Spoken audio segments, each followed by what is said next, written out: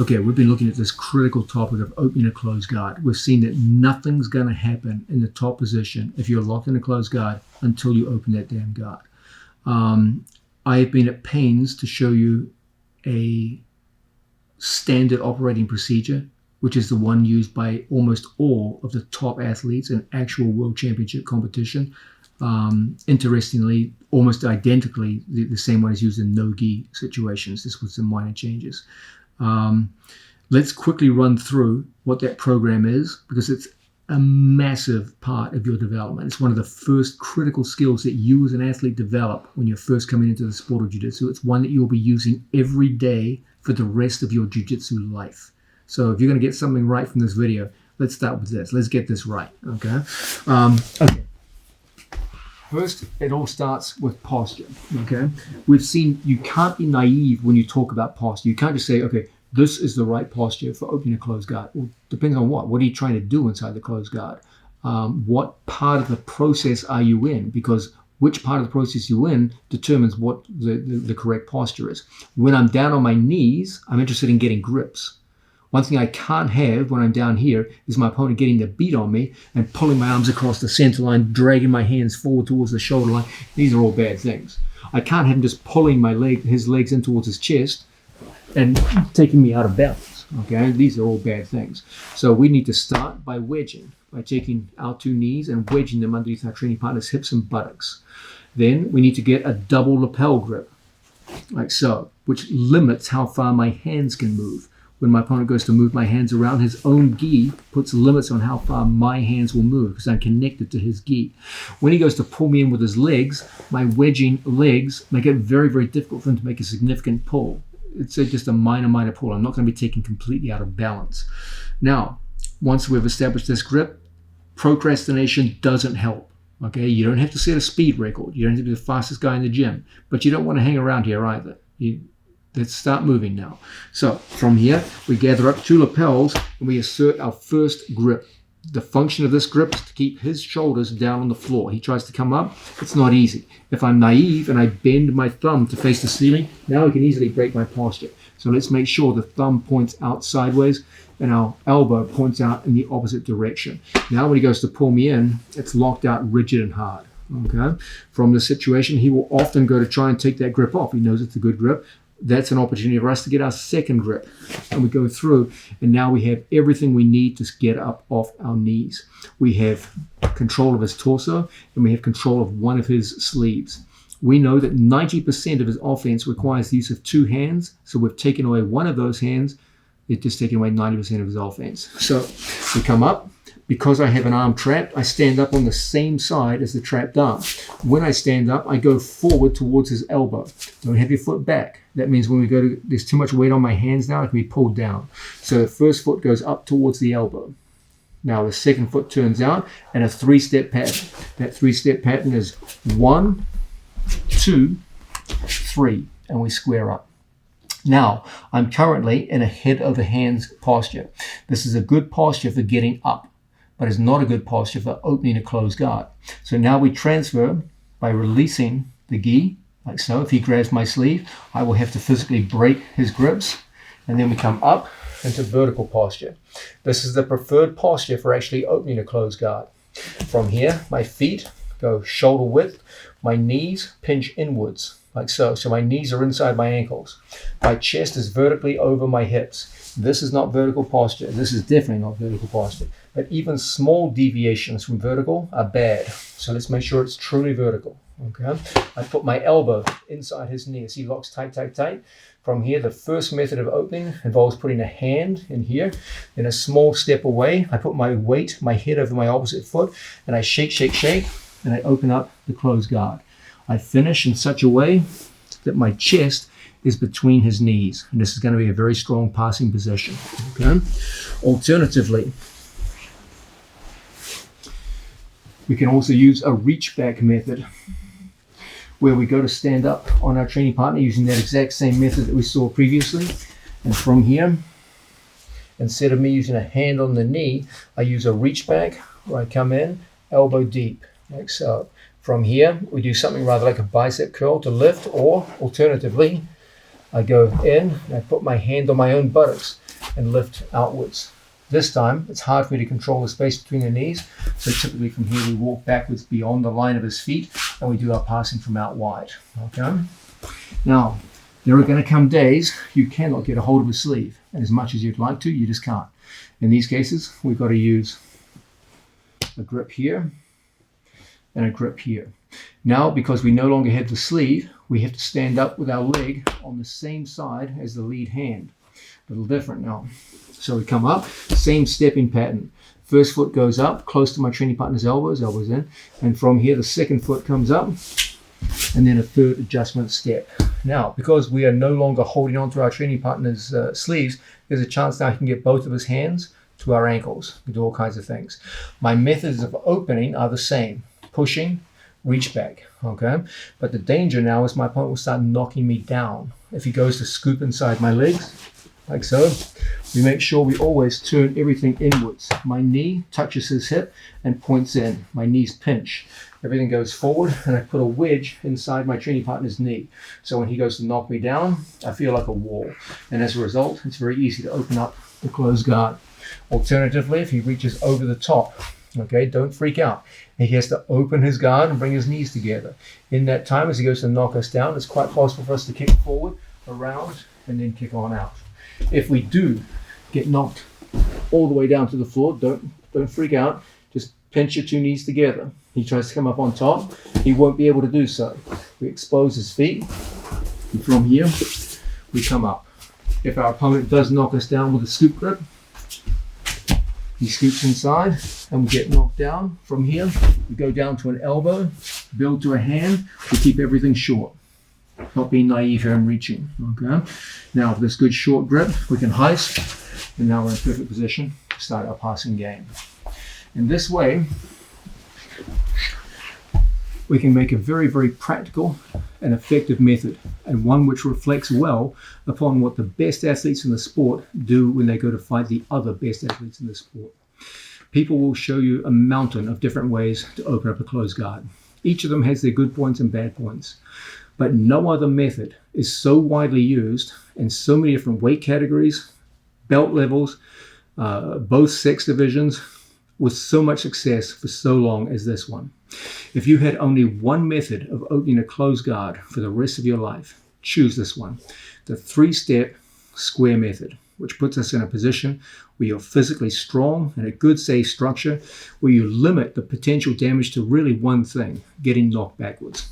And you quickly figure out getting knocked backwards isn't that big of a deal. It's whatever problems there are associated with being knocked backwards are minuscule compared with the potential pitfalls of being pulled forwards into an aggressive, dangerous closed guard where you could be finished or swept into top position. Use this method. Become a student of it.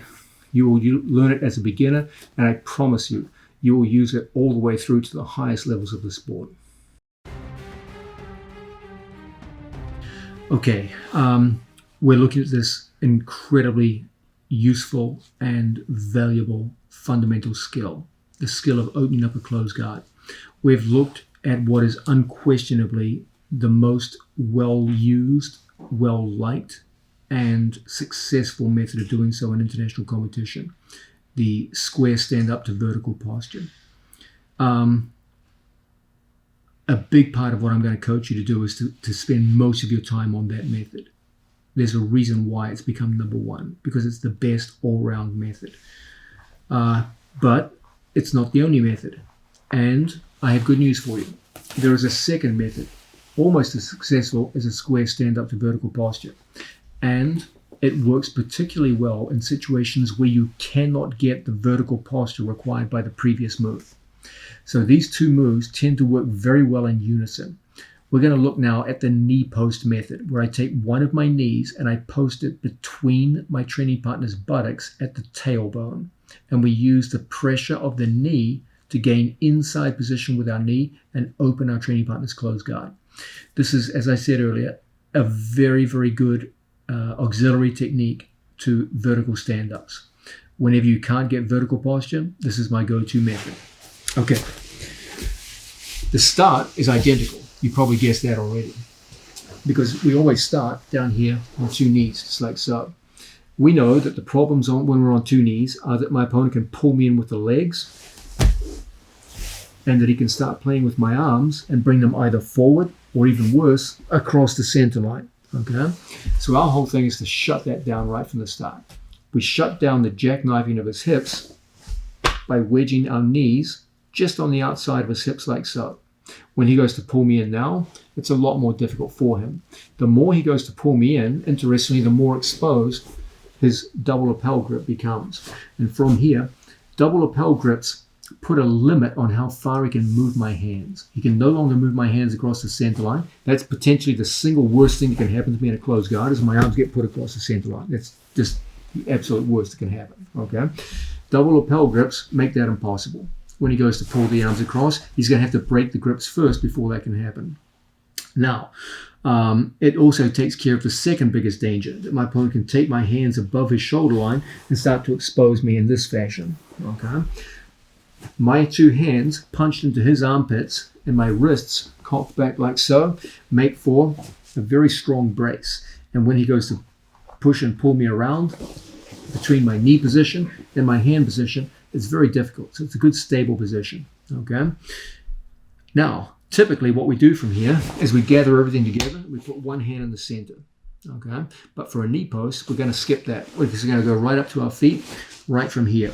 So I'm going to stand up and come up 1, 2, and we're up to our base. You'll notice it's a two-step procedure now because I'm stable because of my hands.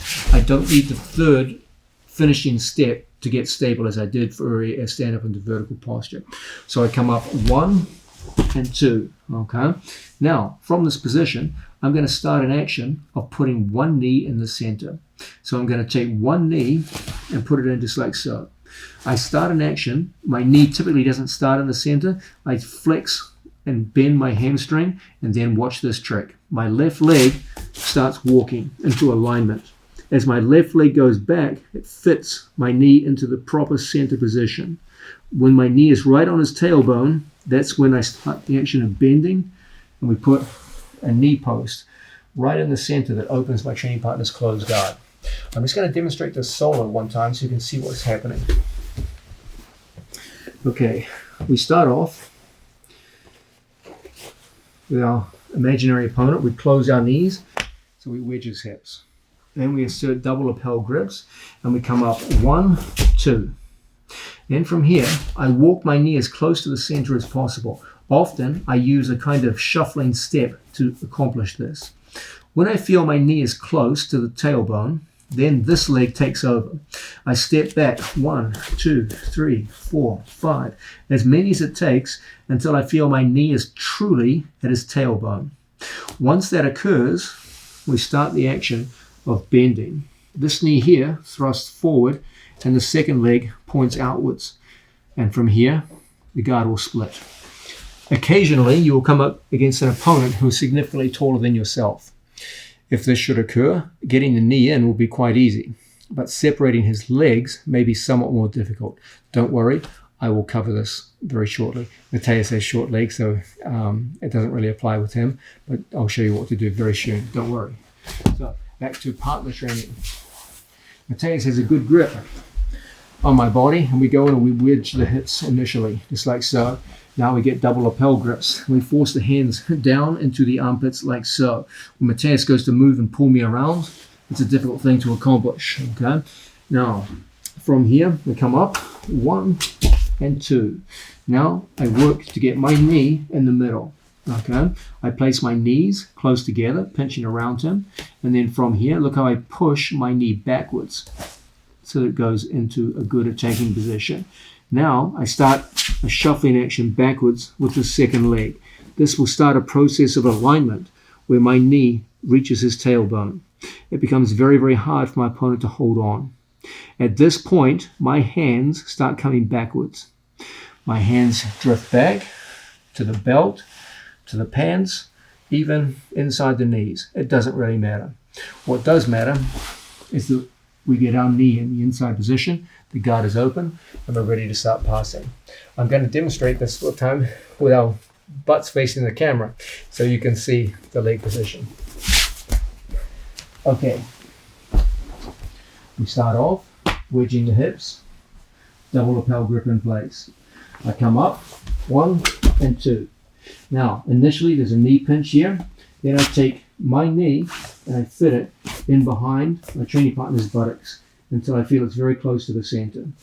I step back and I go 1, 2, 3 until everything starts lightening up. When I feel the guard split, my hands retract and we find ourselves in an excellent passing position. Once again, from a different angle. First, wedging hips, double lapel. Matthias goes to move me around and finds it quite difficult. Now we come up, 1 and 2. Look how my knees pinch. I use my left knee to feed to my right knee. Okay, right knee goes behind the buttocks, left knee moves it into place, and then from here I start the action of walking backwards. Eventually, you find the perfect angle, the hands retract, and we're in good passing position.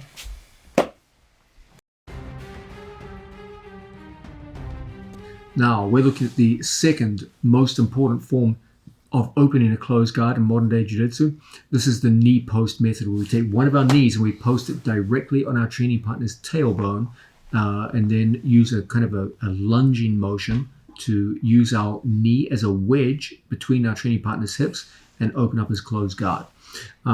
This forms an incredibly effective accomplice to the primary method of opening up a closed guard, the square stand-up.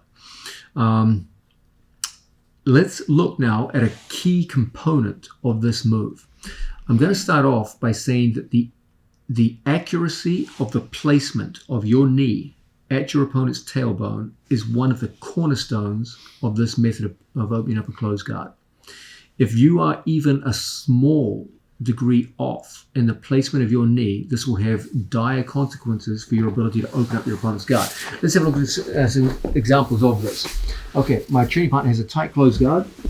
We've seen this idea that we want to get double lapels to lock our arms in place and then get up off our knees. We've seen that when we do this, there is a period where I have to get, in this case, because I'm right-handed, my right knee into my training partner's tailbone. I have deliberately placed my knee slightly away from the tailbone. I'm currently about 2 to 3 inches away from the tailbone. Now, 2 to 3 inches doesn't sound like a lot, but when I go to open up my training partner's guard, I am now in a position where my knee is asymmetrical. If he pulls in with his legs, my leg buckles and I quickly get floored down to the floor. Okay? This is a game where even a small difference in placement can have very big ramifications. Ultimately means the difference between either opening the closed guard or not. And sometimes it gets even more dire than that. If I get pulled down into this closed guard, I might get finished in an armbar or a triangle. This could be the difference between winning or losing a match. Okay, so let's really focus on getting an accurate placement of our knee right at the tailbone, directly in the center.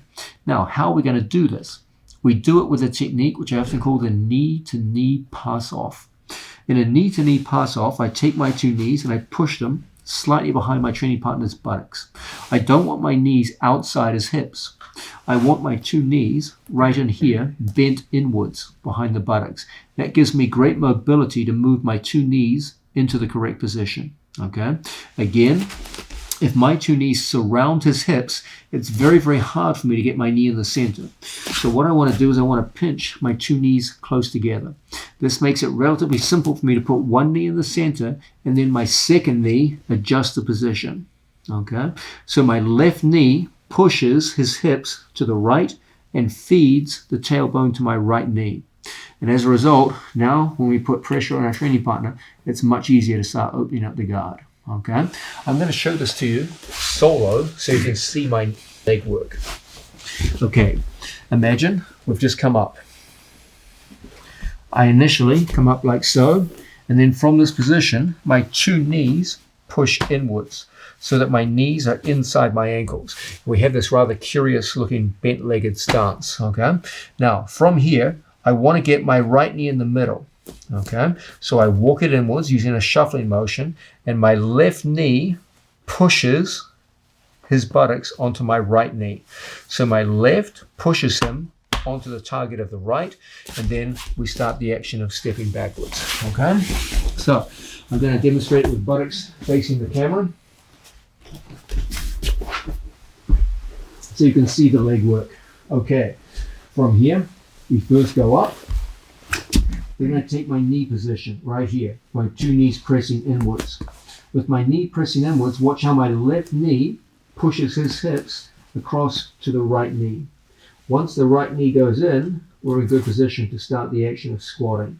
And you will see that when I enter, my knee is directly in the center of my training partner's tailbone. One more time solo so you can see what's going on. We come up, 1, 2. We walk in, the two knees pressure inwards, so both my knees are behind the buttocks rather than outside the hips. And then I use my left knee to push his hips so that his tailbone goes onto my right knee. So there's a sense in which we feed the tailbone onto one of our legs.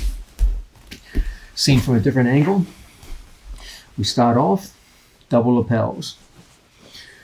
We come up, we maneuver both of our knees in behind his buttocks, and then from here, my left knee pushes him onto the right knee so that we are directly in place. When you can physically feel your opponent's tailbone on your knee, that's when you're going to be effective.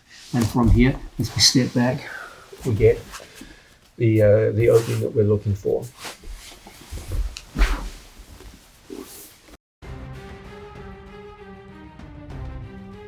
Now, let's go further into this knee post. Everything we've done so far has been at the lower body, because probably the single biggest determinant of success or failure with this move is your ability to place your knee directly on your training partner's tailbone.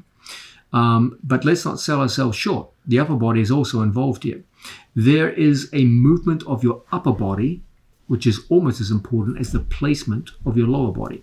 And this is, I don't really have a better term for it than this. You want to flare your lat muscles. It's kind of like a lat flare. So, what's involved? We have an opponent who's locked us up in a closed guard.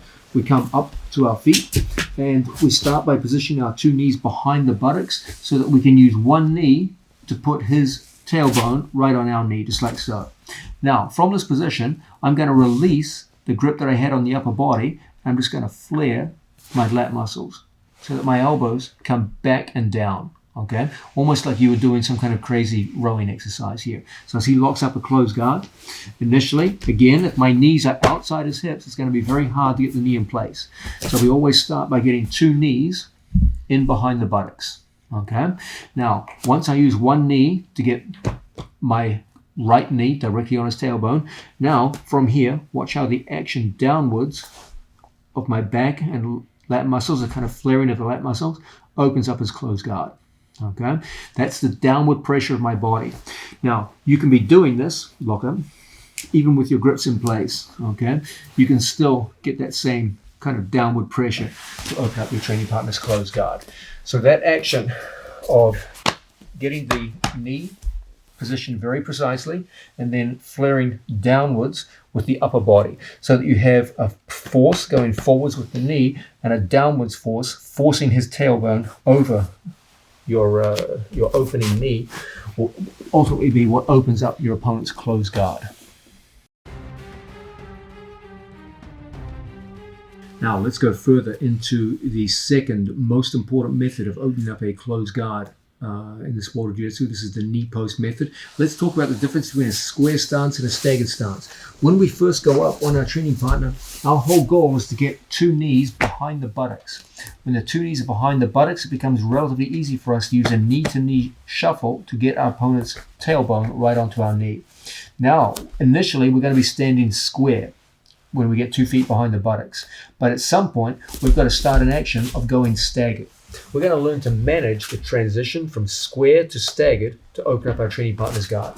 So, we have an opponent who's locked on a tight closed guard. We know that initially we work with double lapel grips, just like so. So when he goes to pull us in and move us around, it won't be easy from here. We lock out our arms, we maneuver everything up, and we come up into a standing position.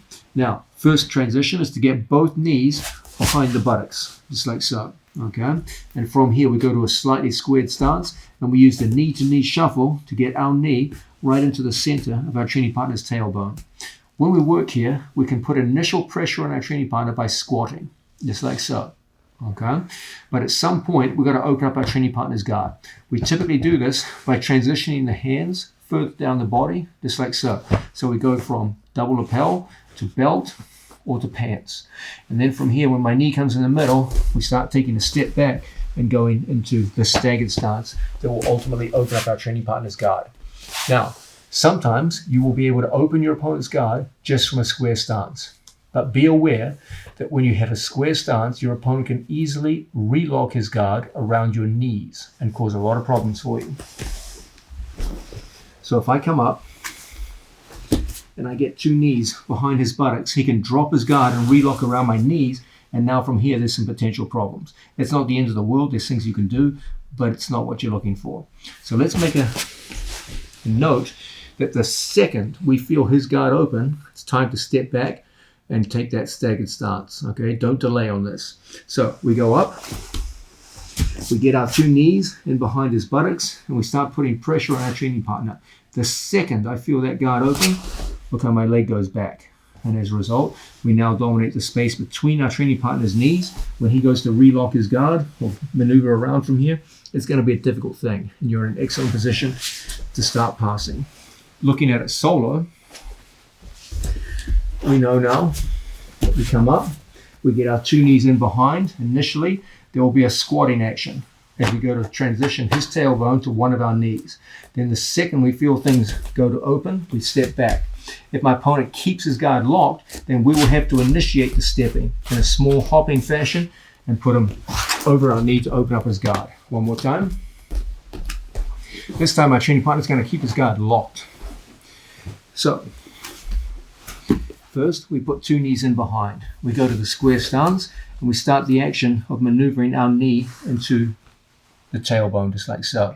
Now, as his guard locks in these positions, we bring everything in, elbows inside, and then we start the action of walking back to the staggered stance. And as a result, the guard opens fairly easily, and we're into that space between our training partner's knees. Now let's go further into the knee post method of opening up our training partner's closed guard. Let's talk now about our hand placement. Initially, your hands will be double lapel grip. We've seen the reason why earlier in the video. Once we get our opponent positioned onto our knee, right at his tailbone, you want to be able to move your hands around, okay? You don't have to stay long with the hands. I generally counsel the closer our knee gets to our opponent's tailbone, the more my hands come back towards my own body. Okay, so initially, we're going to start off with the hands pretty long, all the way up here by the armpit. Okay, as he goes to pull us in and move us around, that forms an excellent brace, and that brace will be very useful when we first go up to our feet.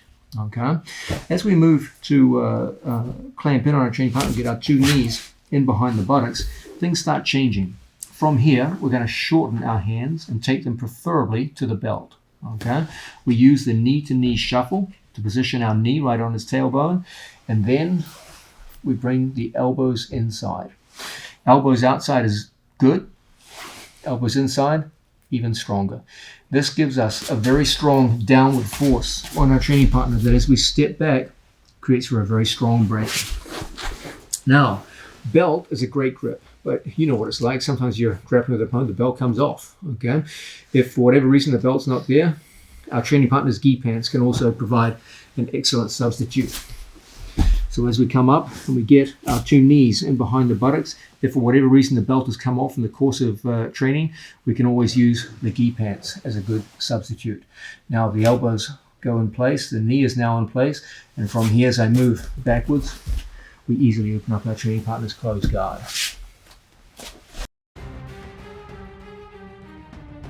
Now, let's look at a Mark II version of doing the knee post, which works in ways which are significantly different. Instead of using a double lapel grip, we're going to use a single loop of our training partner's belt. This does several things. First, it even more securely ties your hands into a place of relative safety with your opponent. And secondly, it enables you to create a strong distance element between you and your opponent, which often facilitates getting the knee to the tailbone. Let's have a look at the method. It's an excellent way of protecting yourself from opponents who have dangerous arm lock activities or capabilities when you go to open up the guard using this method. Okay, nothing's more frustrating and annoying than you trying to control your opponent like so, and him going into various arm locks as you try to open up his closed guard. Okay, that's not a fun activity. So very often what we'll do is we will relinquish double lapel grips, and instead I will take a single loop of my training partner's belt, and from here I work my training partner's belt up towards his chest and pectorals, just like so. This looks like some kind of crazy jiu-jitsu wedgie, and it locks my hands in very, very securely, much more so than double lapel grips. When my opponent tries for any kind of arm lock activity from here, it's almost impossible. Now from here, we engage in a second action. I'm not just going to stand up. I'm going to start by walking my knees backwards. Space develops between my knees and my opponent's hips. I accentuate that space by bringing my head down. This will put considerable pressure on your opponent's closed guard. And if someone is shorter than you, as Mateus is in my case, it will usually open up the closed guard all by itself. However, there's no reason why Mateus can't relock his closed guard higher on my back. Okay? And that is the usual pattern here. So if we come back, once we first get our grip in, we take a single loop of belt and we bring everything up to the pectorals, just like so. Now, I start an action of walking backwards on my knees and bringing my head down that forces my training partner's guard open. He has to now relock higher on my back. From the relock position, I stand up and I find the knee goes in extremely easily now. Okay? Now you're going to notice a difference in how I opened up my training partner's guard. You will notice that this time I did not use the squatting method. Previously, we came up and we used 2 knees behind the buttocks and a squat with downward pressure with our lats combined with a walking backwards opened up the guard. This time we're going to place our knee and we're going to use a kneeling method to open up our training partner's guard. We drop into a kneeling lunge. So once again, we have an opponent working in here. I wedge, knees in behind, just like so, and I take a single loop of my training partner's belt and I bring everything north up to the chest. Now from this position, I start an action of putting head down and walking backwards. I round up my body until he has to relock his guard. When he relocks it, I now find it very easy to pop up, and there's so much space you could drive a truck through this space. And as a result, my knee goes in very easily, and there's the knee opening that opens up my training partner's guard. And from here, guard is open, and we're ready to start our passing actions. I'll demonstrate it from a different angle.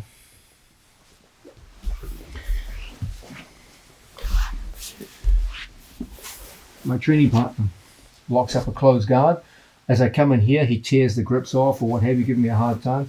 So we come back, we take a single loop of our training partner's belt and take everything up north to the chest. Now, my head comes down and I round up my body back and away, so my knees are now some distance from his hips. As he relocks his guard, we come up to our feet. And because there's so much space now, it's so easy for me to easily maneuver my knee into that space, and from here we're ready to start passing our training partner's guard. Guard has been opened, and we can go forward now. Now we've seen the 2 most eminent methods of opening up a closed guard in modern day jiu-jitsu. These are first and foremost the square stand-up to vertical posture. There's no question that this is the most successfully applied method in modern day jiu-jitsu, and the one which you should be spending most of your time in training pushing yourself towards. The second method, which works as a natural complement to that method, is the knee post method, where we post our knee directly on our training partner's tailbone in one of 2 effective ways, one with a belt grip, one with double lapel grips, and we open up our training partner's guard. Those two work together incredibly well, because the few times you can't get vertical posture, you can use a knee post from 45-degree posture. Let's look now at the third method, also used quite often in international competition, which works quite well. I've saved this till last of the three main methods of opening a closed guard, and there's a reason for this. It's my least favorite of the three. That's not just because of who I am, it's also because of who the average person is. This last method involves lifting an opponent off the floor. As long as you are fighting people within your own weight category, that's not a problem. You should always be able to lift someone your own weight up off the floor. It's not that big of a deal. But it does become a problem if you're a small person fighting a much larger person. Part of the beauty of the first two methods of opening up a closed guard, they work regardless of weight divisions. This last one, realistically, it tends to be one you use within your own weight division or someone smaller than you. But it can be a very effective method. It's one of my go-to methods when I fight small, agile fighters who have a good ability to turn and move and attack you from a closed guard situation with arm locks, kimuras, etc., etc. The beauty of this method and the basic insight behind it is that in order for my opponent to move into offense, they have to be able to push off the floor in order to be effective. Okay? So, for example, an armbar from guard involves my opponent getting up on the points of his shoulders, turning, and using the floor as a springboard to come up off the mat and shoulders and head and neck making contact, and that's where he exerts force. Okay, so too with triangles. If my opponent goes into a triangle situation here, look how from here he comes up on the points of his shoulders in order to be able to rotate into the triangle. That's where he gets all of his force from. Okay, it's all coming up off the floor. If he lost contact with the mat, it would be very difficult for him to make angular turns into offense. Your opponent has some offense when his back leaves the mat, but not much. You dramatically limit his offensive options. So this can be a very useful method against people your own size or less who have good offense from closed guard situations. Let's have a look at it. Okay, we're going to start off as we always do. A good wedge around our training partner's hips, and here we go hunting for the double lapel grip. Okay. Once we get double lapel, we're going to stand up square. Same methods that we've been using all day. We come up using that three-step method. Now, from this position, we're going to get a good grip on our training partner's lapels, and from here, we're going to bring our elbows onto our own knees. Okay. I don't want my elbows away from the knees. I bring them in just like so. Now, from here, I lower my hips so that my hips come down so they're not much higher than my knees. My first action here is a pull towards me. Don't try to lift him with your head over his head. That takes enormous force. I want to lift him with my head over his hips. And then from here, you don't need to look up or anything crazy like that. All we do is we just pull him in and we thrust our hips forward. And as a result, he comes easily off the mat. Now, the only thing holding him in place is his feet. Okay, if he opened his feet, it's going to fall every single time. What does that mean? It means if he opened his feet to arm lock me, triangle me, or any of those other things, he's going to fall. So he can't. He's now locked into that closed guard situation. Okay, all of his offense involves opening his feet. So now 100% of his offense, other than, say, for example, collar strangles, etc., minor leg stuff, is taken out. But any kind of offense involving the legs is gone. So that's part of the beauty of using this lifting method. It immediately robs them of any kind of leg offense. So here we are, double lapel. We want to minimize how heavy he feels because we've potentially got a long match ahead of us. We've got a lot of work to do before we finish this guy. We haven't even opened up his guard yet, so we've got to minimize our energy expenditure. We come up, 1, 2, 3, and we're square. Now, my elbows come in. I position my head over my own hips, like so. So that the first thing that gets his body off the floor is just pure mechanics. There's no real muscular lifting. You can hear my voice is not changing at all as I hit this move. If I try to lift him here, you can hear my voice changing from the effort. But here, there's very little effort. And then we just pop him up. From here, we're in perfect position to go. I'm going to release one of my hands, just like so. So I hold them in place, elbows in close, like this. And from this position, we go to work. I put one hand inside and my elbow goes inside his knee. All I'm going to do in this position is commence a slight shaking action, which, like taking off a tight pair of pants, sits him down into a position where we can easily place him down to the mat and dominate the space between his knees. Once again, we start off, double lapel grips. 1, 2, 3. The classic 3-step to square. From this position, everything comes back and his head comes off the floor. As a result, it's easy for us to punch the hips forward and bring him up. From here, if he goes to grip me, etc., that just makes it easy for me to hold him in place. Look at my hips are slightly forward and I'm in vertical posture. If I lean forward, you'll hear my voice changing with the effort of holding him. But when my hips go forward, it's just the mechanical structure of my body holding him in place. I put an elbow inside, and from here, I shake, shake, shake. I keep the space between his knees closed, my body in between them, so when he goes to relock his guard, it's going to be very, very difficult, and you'll be in a very good position to begin passing. These are the basic insights in a standing lifting method of guard pass.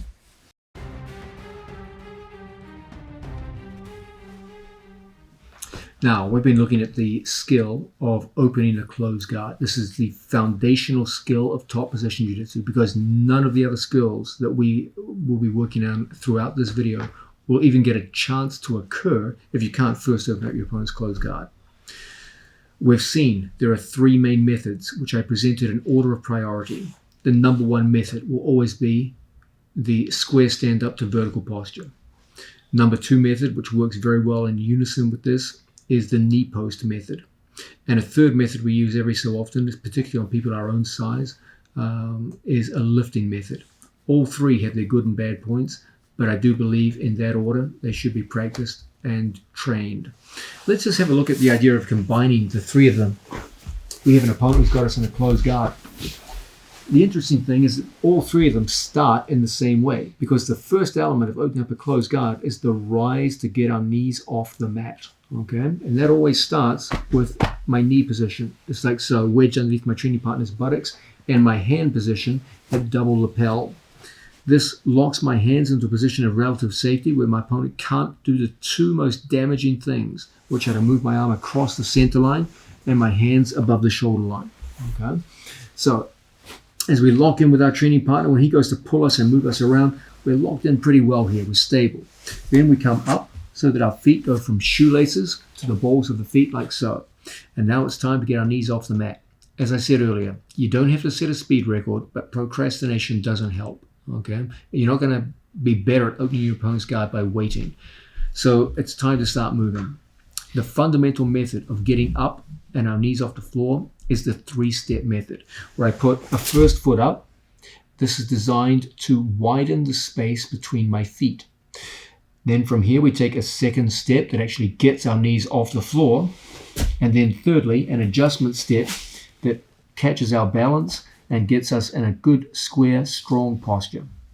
From here, we're in a fairly strong position to progress from a bent over posture like so into vertical postures. If we can't achieve vertical postures, then typically we'll work with knee posts. If I can't work with either of those, then we'll typically use lifting methods to get our opponents back off the floor. Once he loses contact with the mat, it's pretty easy for us to start the action of opening up a closed guard. He can't really do anything offensive with his legs, because the second his feet open, he's going to fall. So that's not really an option for him. So that's the basic set of patterns. Now, let's look at how we might use them as combinations.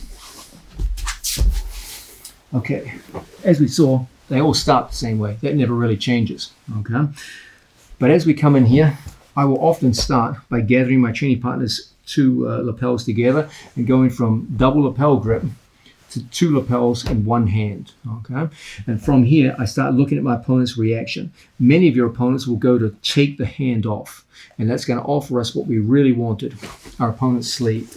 We use a stand-up because we've captured the sleeve on the same side as the trapped arm, and we use our 3-step method to come up and into a good vertical posture. Okay. Once we get vertical posture, from here we use the knee push methods or the reach back methods and look to open up our training partner's closed guard. Okay. If I feel when I go in here, I simply cannot control my opponent's lapels. He will grab his own lapels, for example, and yank and pull, and you try to gather them up. He yanks and pulls. You try to grab a hold of his sleeve, and he's pulling the sleeve off, etc., etc. Then we might be tempted in these situations just to go up with this grip here, pants like so. Now I have to change the order of my stand-up.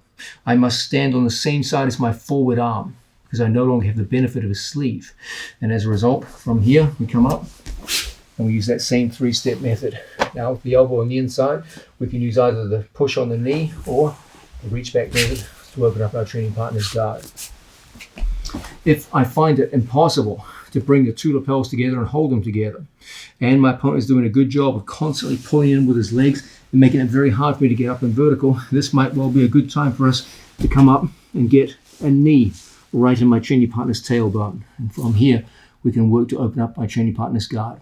If he keeps his guard locked and then shimmies his tailbone off my knee, then this might be a good time for us to come back into vertical posture and learn to combine the 2 moves like so. If I come up and from here I simply cannot get my 2 knees behind his buttocks into a lifting position, he's constantly throwing his hips in towards me, making it very hard for me to get my knee posted in the middle. This might be a good time for us to bring our opponents back off the ground. Okay. If from here I simply cannot open up my training partner's guard, this might be a time for us to break a grip and then from here go back into our original guard passes. You can see that you can go back and forth between these 3 methods. They all start the same way, but nothing says you have to finish them the same way. And you can comfortably go from one to the other in this fashion and get a lot of success quickly opening up your training partner's closed guard.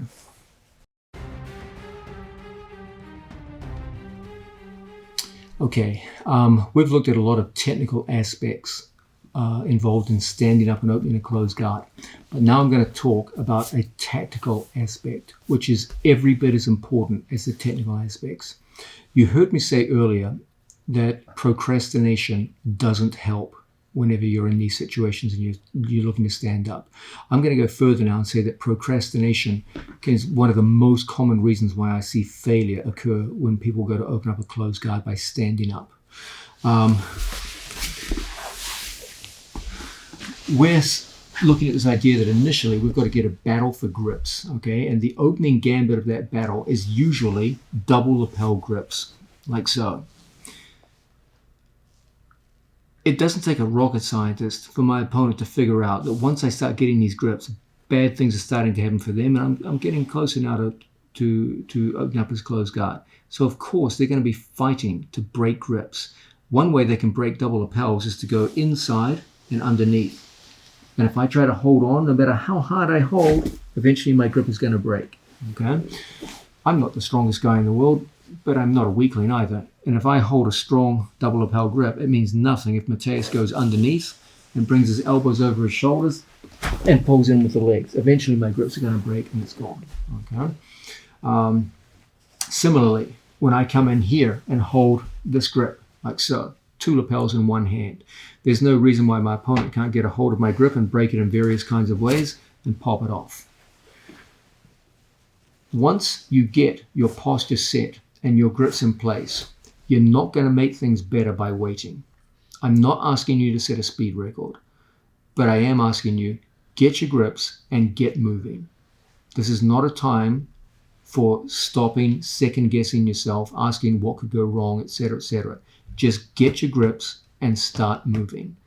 Whatever problems are associated with getting moving are nothing compared with the problems of staying there and wondering if this is going to work or not. So once I establish my grips in this position, even as Mateus goes to fight a hand inside, I will relinquish a grip retain a grip, and once I get my grips, it's up. Now, when he goes inside my grip, it doesn't really mean a lot. I can still pick him up off the floor, etc., etc. Everything improves once my knees leave the mat. But when I'm down on my knees in this position, that's when his grip breaks are at their most effective and potentially most dangerous. Okay? If my opponent, for example, comes in and then goes underneath, figure fours, now I can take my hand into all kinds of crazy positions and cause all kinds of problems for me. If I do the same thing standing and he does the same technique, it means nothing. You can always pommel away and come up into vertical posture and start, have a closed guard. My point to you is this. There is a world of difference between two knees down on the floor, where you're very vulnerable to a large number of moves, and knees off the mat, where you're basically only vulnerable to being knocked backwards, which is not that big of a deal, as we saw earlier. So you have to train yourself to get your grips and get moving. Often there will be times, usually due to some kind of lack of self-confidence or some kind of self-doubt, where you'll think that you're going to improve things by waiting or delaying. You are not. Get moving as soon as you get your grips. As I said, it's not a sprint, but you don't want to be hanging around forever either. So let's make a habit, whenever we get a grip on our training partner and we come through like so, once we get that grip, just get moving up to your feet and just make it a habit of drilling. That as we go through and he gets grips on me and starts swimming inside, etc., etc., that once we establish a grip, there's no sense in delaying. Just get up off your knees and make it a habit. Okay, so we're not endlessly delaying and second guessing ourselves. He goes to move my hand off, etc., etc. We pommel through, two hands on, boom. I'm not setting a speed record, I'm not going crazy, but I'm not waiting either. So every time there's an exchange of grips, we go straight on through and start the action of passing.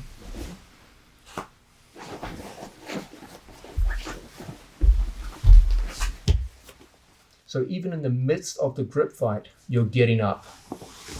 Don't think that you have to completely dominate the grips first and then stand up.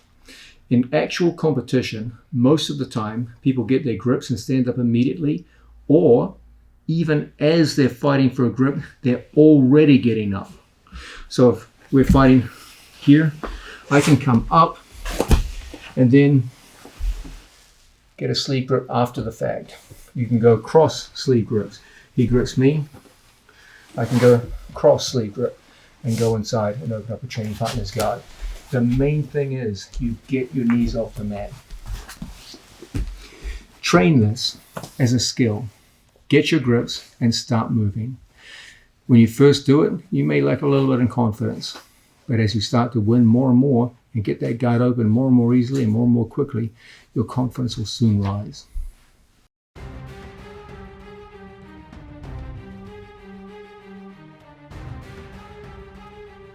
Now, in this section of the video, I want to give you a broad overview, a big picture as it were, of the main message of this guard passing video. The video itself will have a mountain of details, techniques, tactics, designed to help you with the actual actions of guard passing in competitive situations. But it's nice to start you off with a sense of the big picture so you know what is the general direction in which we're going.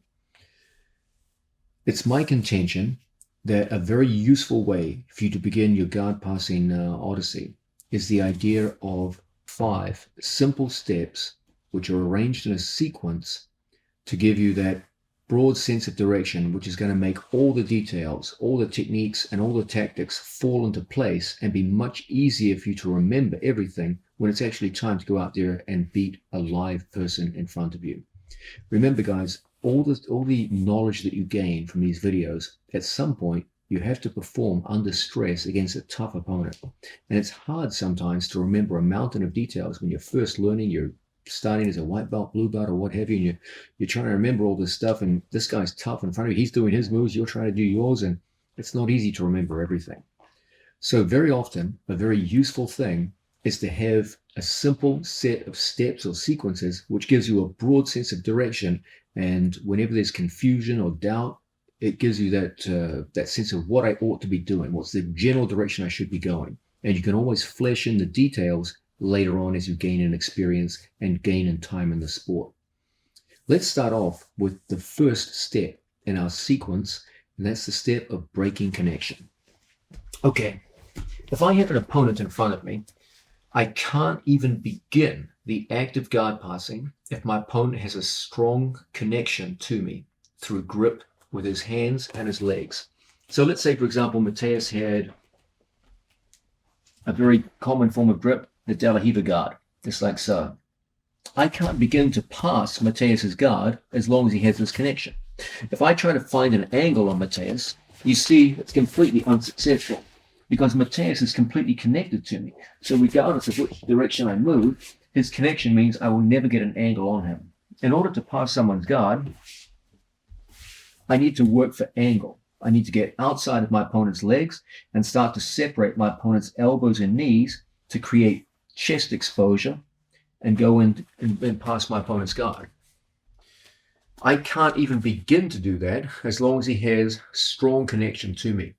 The worst form of connections for me and the best ones for him are so-called 4 points of connection, where all 4 of his limbs are connected to my body. When he has 4 points of connection, there's no way I'm going to pass or get an angle on this guy until I break those 4 points of connection. Okay? So the onus is on us to learn the details of breaking those 4 points of connection. And as a result, we can get into guard passing positions where we have a much higher chance of success. We'll be looking at a very large number of ways to break those connections. But the theme is always the same. If my opponent has spider guard, here he has 4 points of connection. Both his hands and both his feet are connected to me. So the onus is on me in situations like this to be able to break connections, and then from here we can go in and start passing guards. When my opponent has any form of connection, like so, if we can break those forms of connection, here he only has his hands connected on me in a way which is not helpful, the feet aren't connected at all, it's going to be very likely from here we'll be able to pass our opponent's guard. So our first step is to be able to break the connections that link him to me and prevent me from forming some kind of angle. Not only do those connections prevent me from forming an angle, they make him downright dangerous to me. So for example, my opponent has one of the most popular forms of open guard, like so. Here, he can easily take me out of balance and break my stance. He can put my head below my hips and create all kinds of problems for me. Okay? So the onus is on me in situations like this to start breaking my opponent's grips and put myself in situations where he's no longer capable of breaking my balance and breaking my stance. And from then, I can start the positive act of passing his guard. But there is no passing my opponent's guard, and indeed, even more, no defending his attacks from guard as long as he can break my stance and my balance by being connected to me. So just to get the game started, the first skill we need to get is the skill of breaking these connections. If I can't break a connection, then I should at the very least be able to negate a connection. So for example, if my opponent has a very strong form of grip here at my gi pants, like so, the onus is on me in situations like this. If I cannot break the grip, I'll break whatever grips I can.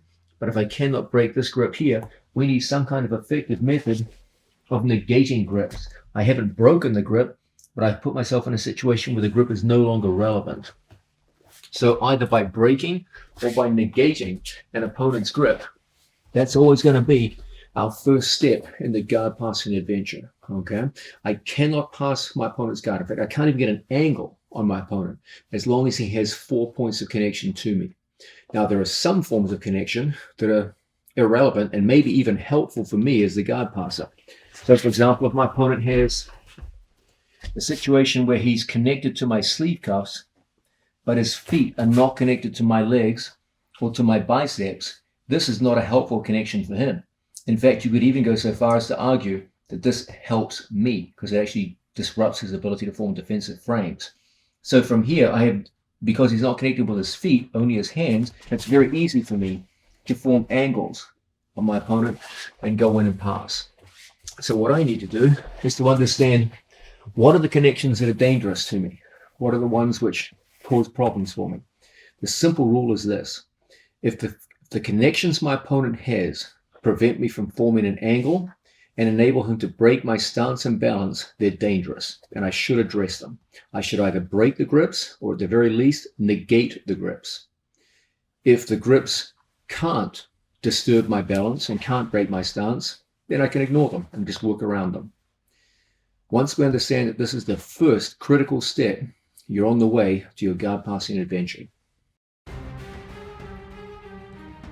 We've completed the first step. We've broken or negated the grips that our opponent has on us. So he's no longer capable of breaking our balance, breaking our stance, and now at least we have a shot of creating angles on our opponent. Okay, so step number 1 is complete. Now it's time to go to step number 2. Step number 2 can be stated in a single sentence. Make your opponent's feet point away from you. Whenever I have an opponent in a supine position, if the soles of his feet point directly at the front of my body, that is never a good thing for me. That's a great thing for him and a terrible thing for me. Okay? All of my opponent's main forms of attack, whether I'm on my knees or whether I'm standing, involve his feet pointing directly at me. From here, Mateus can easily go into triangles, arm bars, omoplata, and it all started with those damn feet in front of me. He can go into spider guard, and then from here he can start off bouncing me over to a given side. Okay, he can do all kinds of things from here, and it all had that common feature of those feet pointing directly at me. The situation is exactly the same if we're in standing position. If he wants Ashigarami, it all starts with the feet pointing at me. Okay, if he wants De La Riva, it starts with the feet pointing at me, and then from here he can go into his game. Okay, I will never accept my opponent pointing the soles of his feet at the front of my body. My first thing, once we've broken connection with an opponent, is always to make those damn feet point away. I got good news for you. You got 3 options. You can make your opponent's feet point up and away. You can make your opponent's feet point down and away. And you can make your opponent's feet point to left or right and away. So, as we go towards our training partner, the first option is to make the feet point up to the ceiling. Once the feet point up to the ceiling, there's no danger. Your opponent is now 100% defensive because the feet aren't pointing at you. He's going to have to do something to recover from here and get his feet pointing at me. My opponent is in an offensive cycle when his feet are pointing at me. But anytime I'm making the feet point away, he's in a defensive cycle.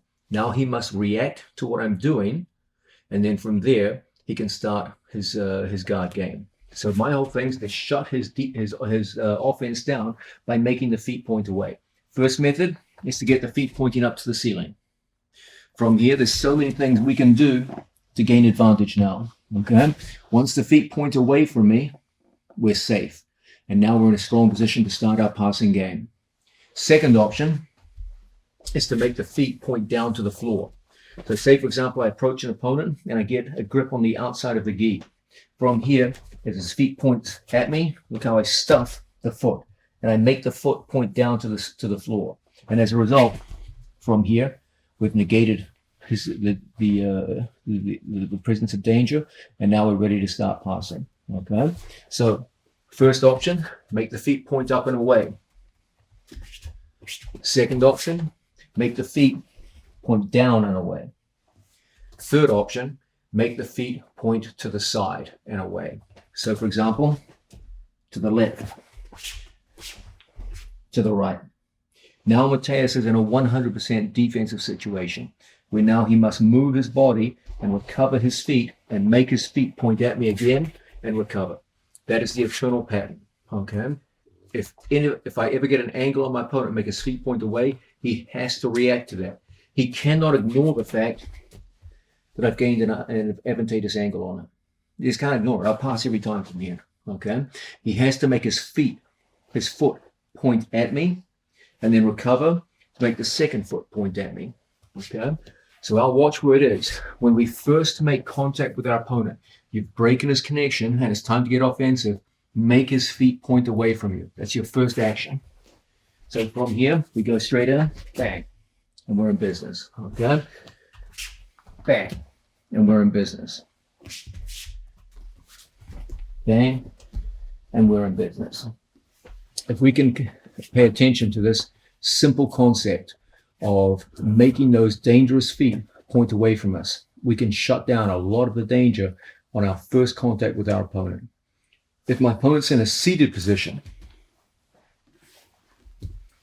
now the danger is not so much the feet pointing at me, because the soles of the feet point down to the floor. In these situations, it's much more about getting outside of my opponent's knees. Okay, we'll be looking at that later on in the video. But here, because of the nature of a seated guard, the soles of my opponent's feet point down to the mat. Here, it's more about my opponent's toes pointing at me. If my opponent splays his feet, well, then once again, we've got a situation where the soles of the feet are pointing at us. Okay, but if my opponent takes a different form of butterfly guard, like so, here I don't want his toes pointing at me. It's not so much the soles of the feet pointing, it's the toes. And I won't tolerate that. Okay? In situations like so, I will always create situations where the feet point away from me.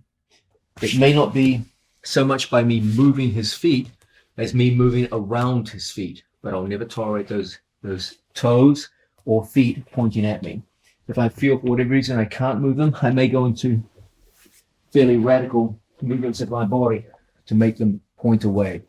But the big message of this critical second step of guard passing is the idea of don't accept your opponent's feet, either the soles of the feet or the toes, pointing directly at you. Get those feet pointing away, put him in a defensive cycle, shut down the immediate danger when you first go into established contact with an opponent. Now, step number 3 of my approach to guard passing is to, as much as possible, gain positions within a neutral position. Guard, by definition, is a neutral position. If Mateus has me in guard, he doesn't score any points just by holding guard, and I don't get any points until I pass his guard, so it's neutral. Within a neutral position, I must actively seek some kind of mechanical or tactical advantage at all times. I want to spend as much of the match as possible when I'm the guard passer in these micro positions within a neutral position, which confer advantage to me. So there's a range of situations we can do. Okay, I'll be looking at these at length later on in the video, but I'll give you some simple examples here. In a supine position, once I make my training partner's feet point away from me, I could get mechanical advantage by driving the inside knee position, where my knee goes inside Mateus's knee and enables me to pin the knee down towards the floor. When Mateus goes for any kind of submission hold from here, it's physically impossible because I dominate the inside knee position. Okay, when we get into a pushing and shoving match from here, it's going to be hard for Mateus to move me because one of his legs is pinned to the mat. Okay, so that would be a good example of a position that doesn't score any points. It's not a dominant position in the usual sense, but it does confer mechanical and tactical advantage to you while you're in this neutral position. Another good example would be the flank position, often associated with leg dragging, where we go through on our training partner and work from so. As my opponent goes to push me off from here, it's a difficult thing. As the head comes down, we're connected to our opponent. This is a strong position where there's 0 attacks for your opponent. He's 100% defensive in positions like this. He will be working harder than you because this is the very nature of the position. He has to do more work than you. If you can consistently put your opponent in positions where, even though ostensibly the position overall is neutral, neither one scores any points, but your opponent is at a mechanical or tactical disadvantage, and you can sustain this over a match, spending more time in the match in these mechanically advantageous positions, you are going to win and you're going to pass a lot of people's guards. Okay, use these to shut down your opponent's offense. Use him, as it were, to neuter his guard, take away the danger, and get your opponent working harder than you're working.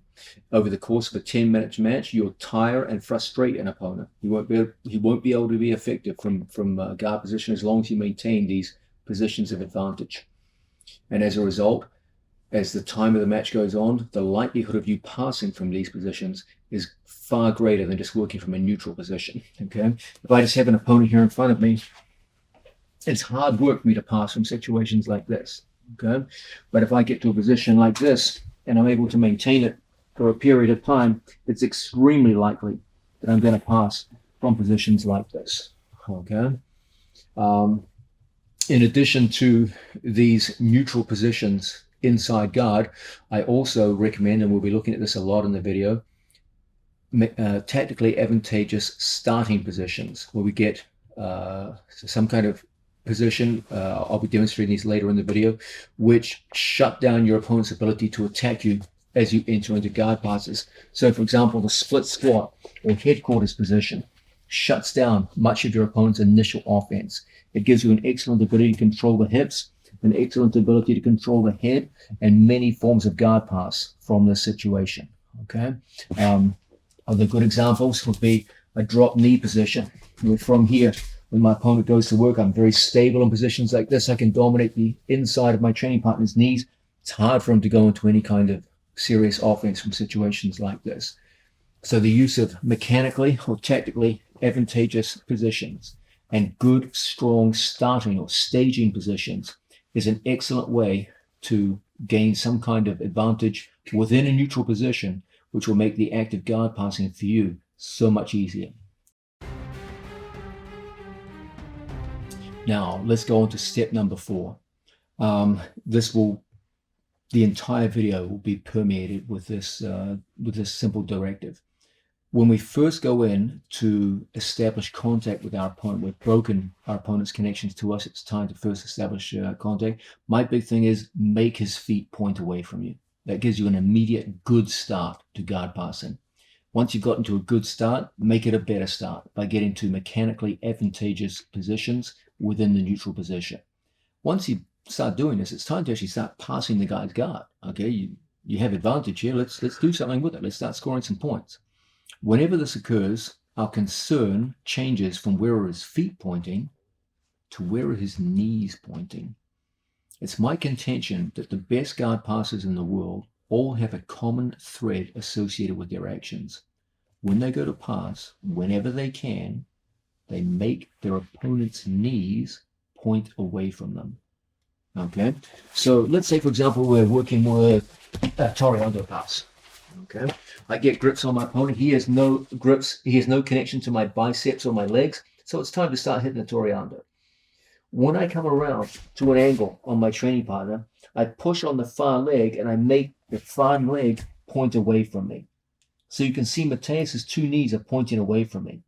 Every active guard recovery on Mateus's part requires him to bring his foot back over and bring the feet back in and recover. They require the knees to come back and face me. Okay, if I pass down low and I'm almost past my opponent, when he forms frames, what happens? His knees point at me. And as a result, the legs come in and he puts me back in guard. And it all starts with the knees pointing towards you and then the feet pointing towards you and re-establishing contact. He forms a connection and he's recovered his guard. Okay, so what we're always trying to do when we're passing our opponent's guard and trying to actually get past those damn legs is make his knees point away from you. You see this in almost every kind of guard pass. So for example, if I'm underneath my training partner's legs and working like so, look how ultimately from here I make Mateus's knees point away from me. Okay, when he tries to recover guard from here, it's so difficult when the knees point away. Okay, if I go into an over-under guard pass, and we're in here working from this position. As I come up and I capture Mateus's knee, look how I make Mateus's knees point away. Then when I back step and come through, his 2 knees are pointing away from me. And it's that which makes it so hard for Mateus to recover his guard. As the knees point away, he tries to put me back in guard. It's so damn difficult with the knees pointing away. But if the knees point in towards me, that's exactly when it's so easy for him to put me back in guard. Okay, leg dragging.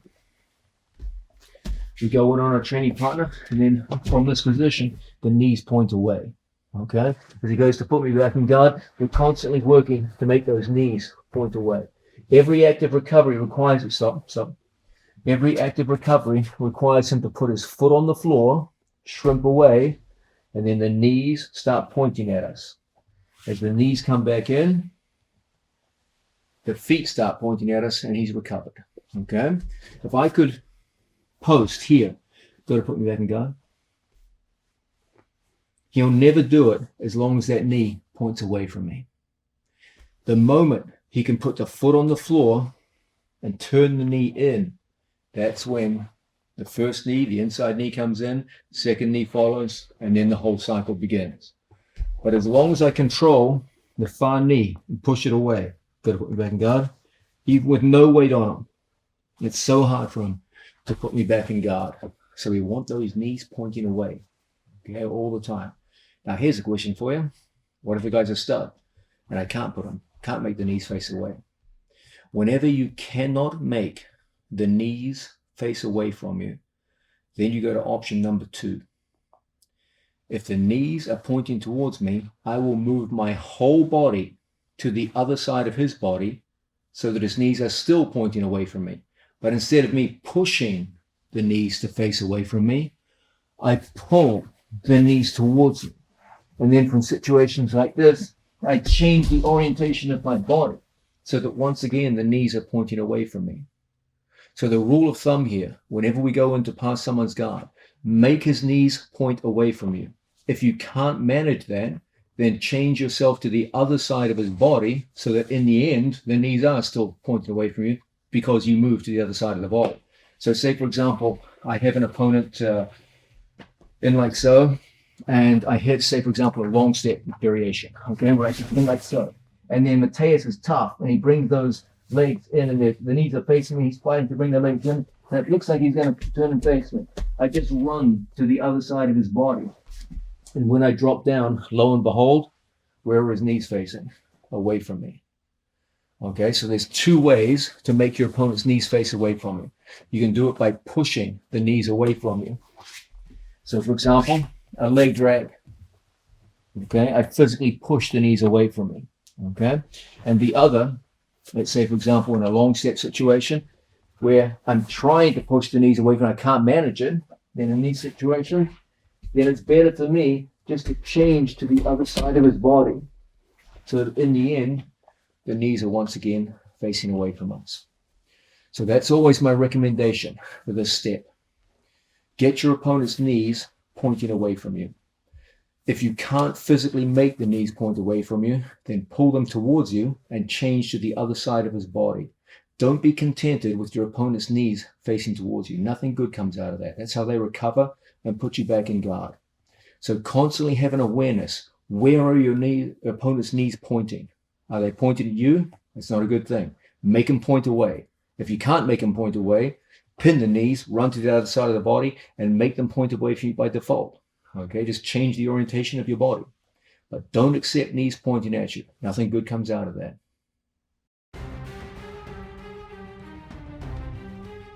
Now, let's move on to step 5 of this guard passing methodology. We know that step number 1 is to break the initial connection that our opponent has on us. If there is no initial connection, then just skip that step, obviously. But if our opponent does have some kind of dangerous connection that can disturb our balance and break our stance, the onus is on us to either break the grip or negate the grip, and then once we've broken connection, go into step number 2, which is to make his feet point away from us. Step number 3, as much as possible, let's gain some kind of mechanical or tactical advantage over our opponent for as much time as we can to facilitate guard passing. And then step number 4, when it's time to actually get past the legs, make his knees point away from us as much as possible.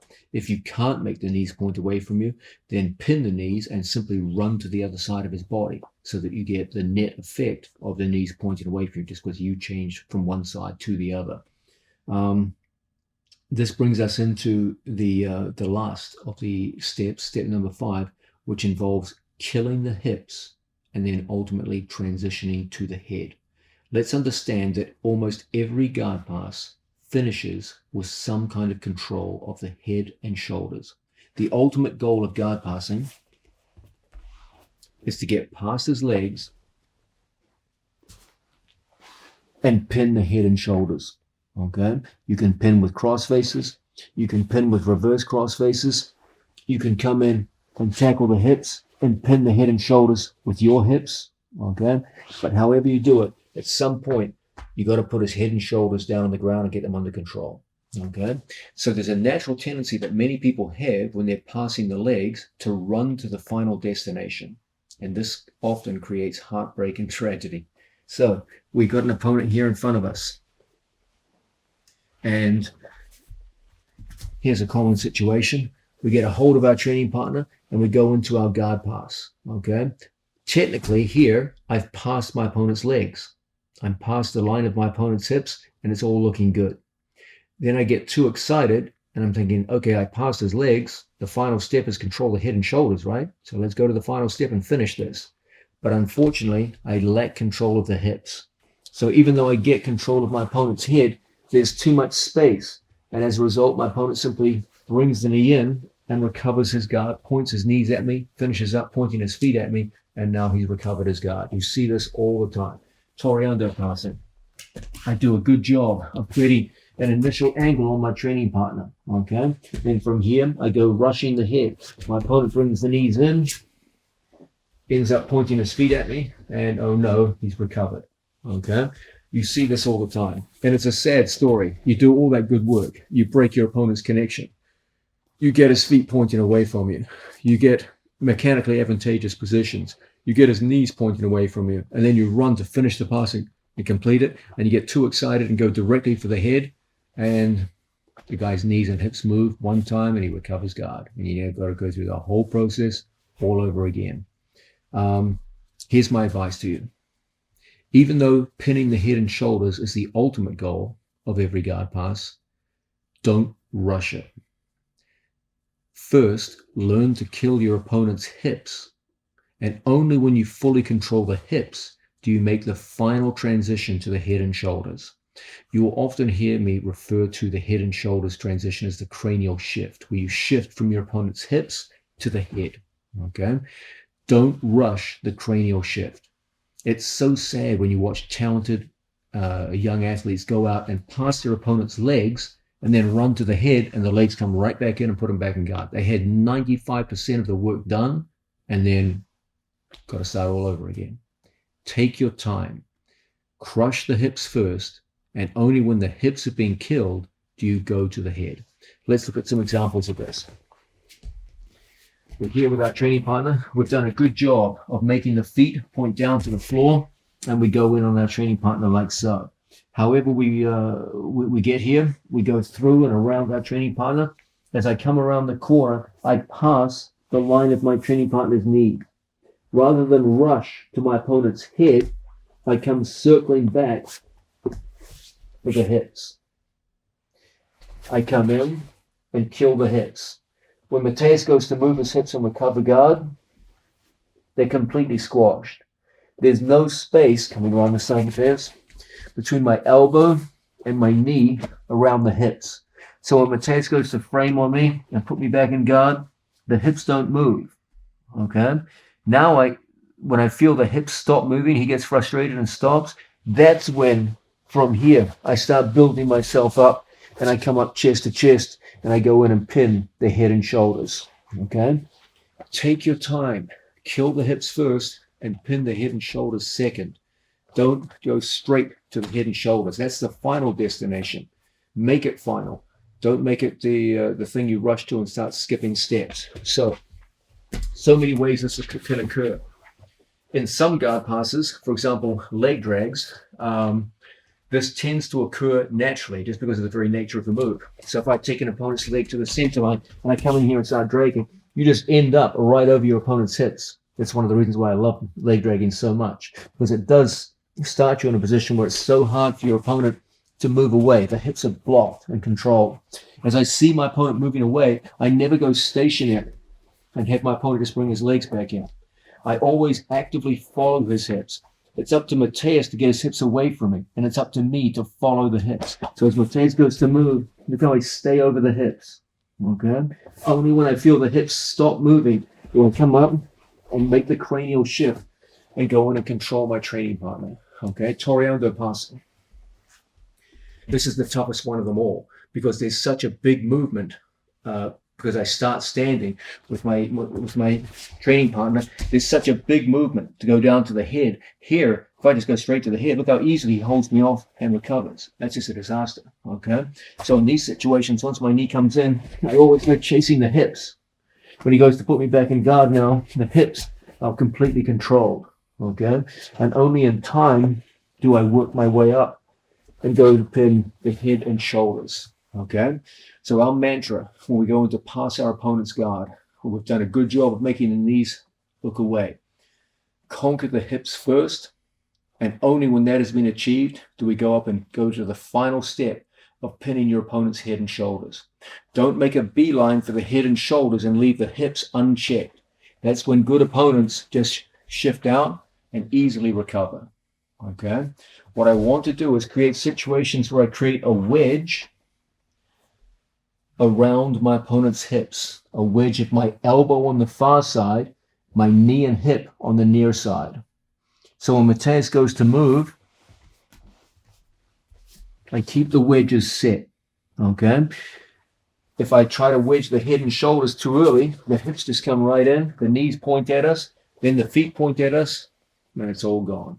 Okay. So we're always looking to create strong wedges around our training partner's hips. And only when those wedges have taken their effect, I maintain them through movement. He's going to want to move away from me.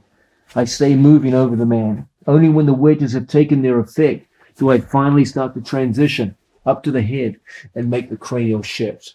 This is true regardless of the guard pass that we use. So, for example, an over-under guard pass. And here, as I come up and capture my training partner's knee, that's how I take my time down on the hips. Okay. From here, I go over the top and I lock the hips. Got to put them back in guard, Mateus. I don't rush the transition. Okay.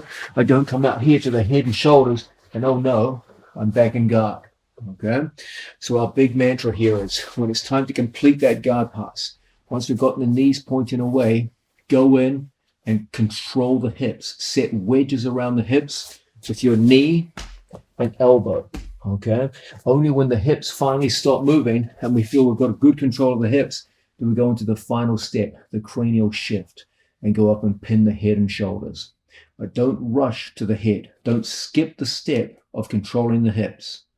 Hips first, head second.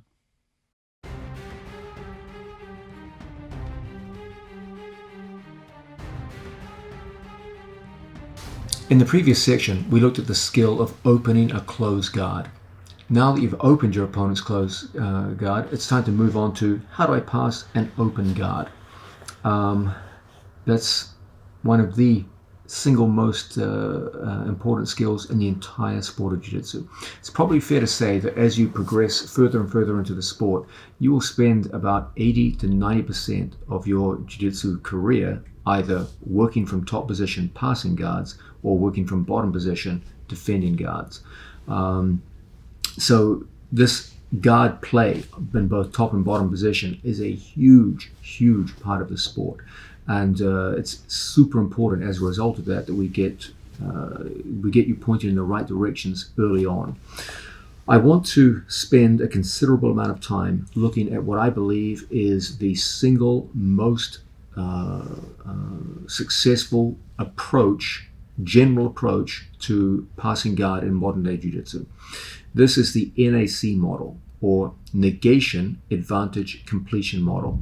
It's used by almost all of the top athletes in the sport to not just negate their opponent's guards, but ultimately to pass them in a way where they don't get into trouble. They shut down even talented opponents in the bottom position and get through to score their points and get into winning positions on top, past their opponent's legs. First, what is the negation advantage completion model? Okay, that's a name that I'm giving it. It's used by many athletes around the world. I coach it to my students. Most of the top athletes in the sport use it. What's it based around? Well, it's based around a pretty simple set of insights. It's very difficult just to go in against a talented opponent working from a guard position and just pass his guard per se. Okay, you can do that at beginner levels, but as your opponents get better and better, they're not just going to sit there passively from bottom position guard, they're going to be attacking you with everything they can as you enter. Picture a situation where you had to solve a mathematical puzzle that was complex enough that it needed pencil, paper, and a certain amount of time to get a solution. Let's say that I put you in an empty room. There's a table, a chair, a pencil and paper, and there's the problem written out in front of you. And you've got, say, 5 minutes to solve the problem. On that table, there's an alarm clock. I tell you to begin solving the problem, and we set the clock for 5 minutes. The alarm clock, I turn it on, starts to begin to emit a very loud and annoying beeping sound. You're trying to solve this complex mathematical problem, and there's this damned annoying sound going on. What's the first thing you're going to do? You're going to turn off the damn alarm clock so you can concentrate, solve the problem at hand, and get to the solution. Passing guard has an element in common with that. I can't just go in and pass someone's guard when he's attacking me with everything he's got. The first thing we've got to do, just like we did in the mathematical problem, you've got to turn off the damn alarm clock so you can concentrate and get there and solve the problem of your opponent's guard. What we need to do, just as we turn off the alarm clock, is to negate his ability to attack us so that we can then focus on what we want to do, which is to pass his guard. It's very, very difficult to go into a situation and pass his guard to focus on that when he's attacking me the whole time. I'm busy defending myself from arm locks, triangles, kimuras, etc., etc. You can't have that. The first thing we want to do is go in and shut down his game so that ultimately we can focus upon our game. I don't want a situation where we're both trying to focus on our games together. He's doing his offense and I'm doing my passing. Then you get into a dogfight. Take away that dogfight element. First, negate his game, and then assert your own. Everything begins with negation. Okay? Take away what he wants to do, and then you can focus on what you want to do. A natural question to ask is, how do we begin this process of negation? And that's where we're going to begin in the next phase.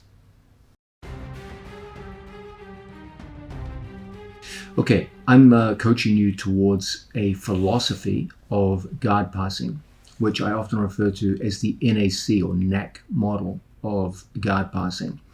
This is the idea that everything begins with negation. If you ever have a difficult problem to solve, it doesn't matter what it is, jiu-jitsu or anything else, always begin by getting rid of any interference or annoyances that make that problem difficult to solve. Remember the alarm clock model? You got an annoying noise while you're trying to solve a difficult mathematical problem. Turn the goddamn noise off. Then go back to solve the problem. Okay? So too in jiu-jitsu. It's very hard for me to solve the problems that he's causing for me if he's attacking me the whole time. Then I have to focus on my defense. I can't even think about passing his guard. I'm just trying to fight for survival.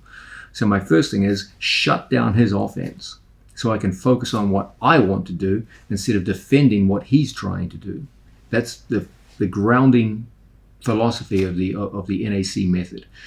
A huge part of the NAC method, not the only part, but a big part of it, is the use of the so-called split squat. I'm sure there are other names out there that get used. This is the name I've always used.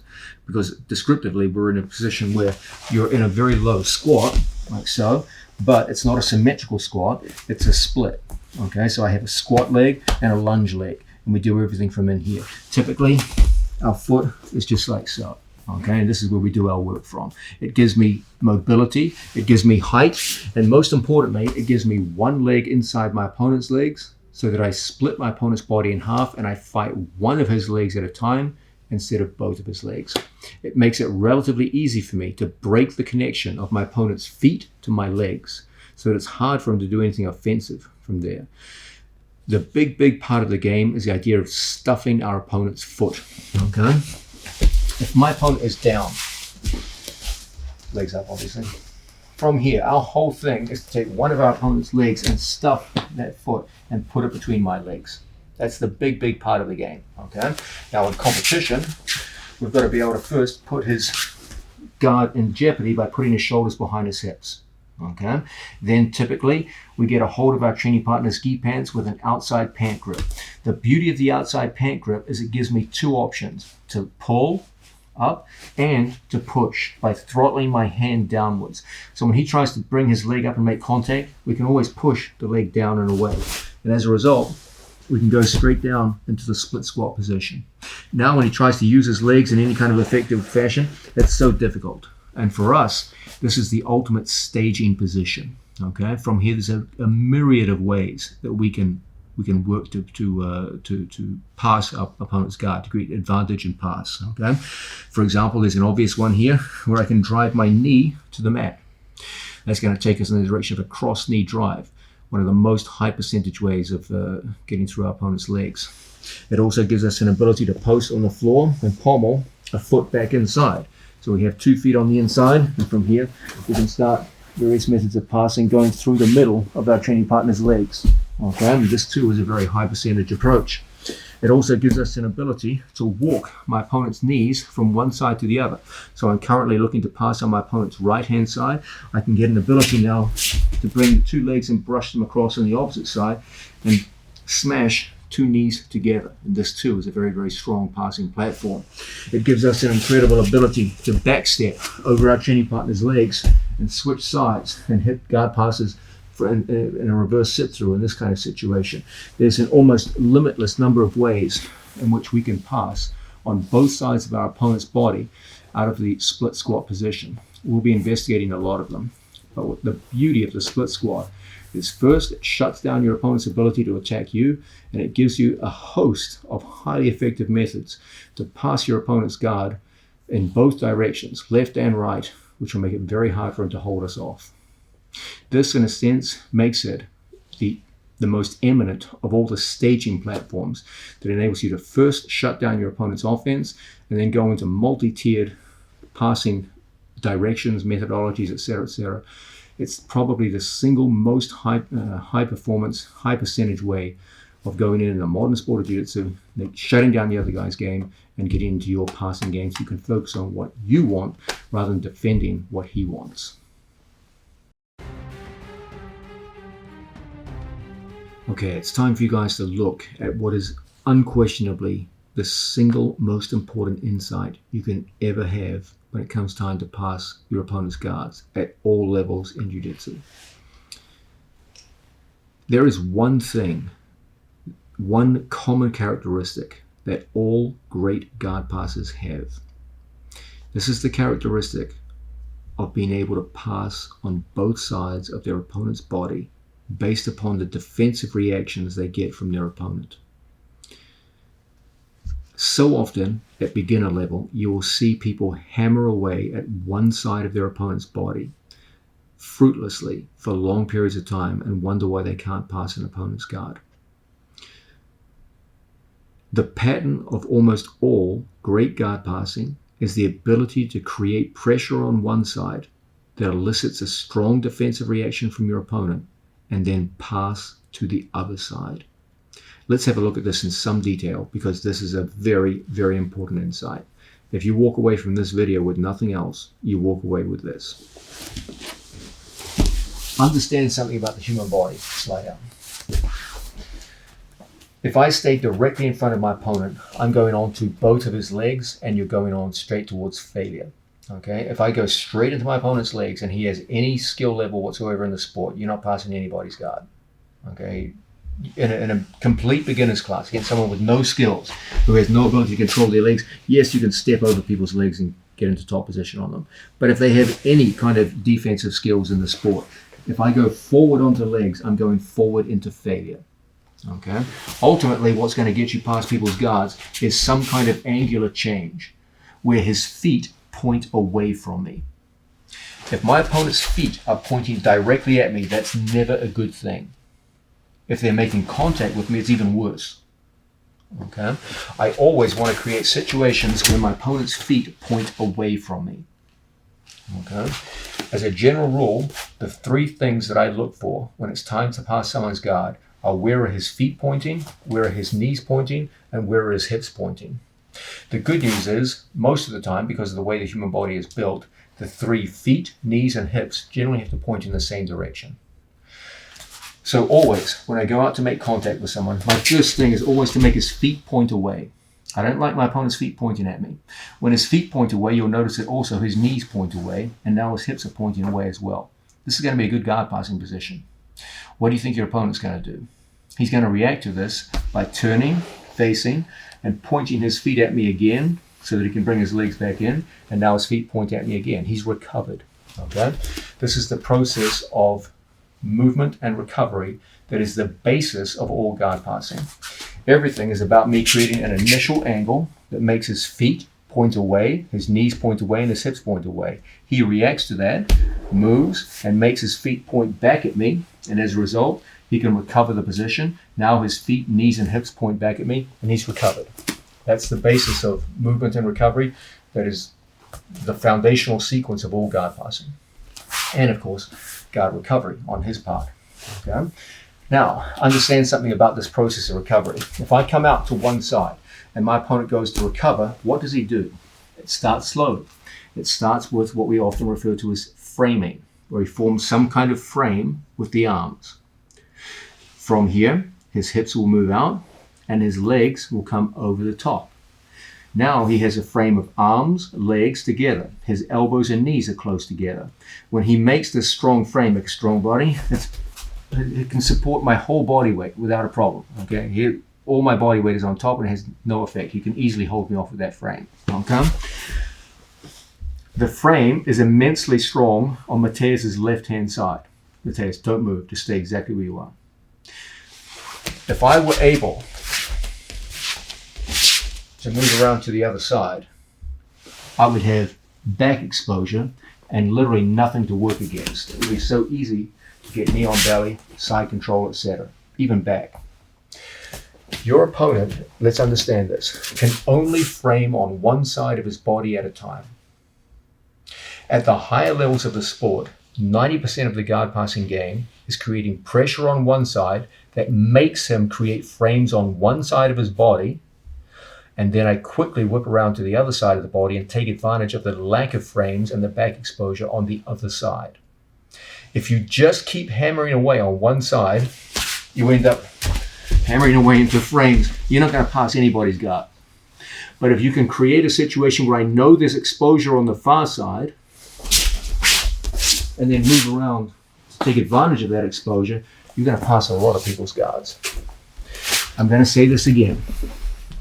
The single greatest insight that you can bring to the table when it's time to pass your opponent's guards is to build a reflex into your jiu-jitsu where you go forward and engage a guard, create pressure on one side, form an advantageous angle on one side and create pressure that creates a need for frames on the part of your opponent.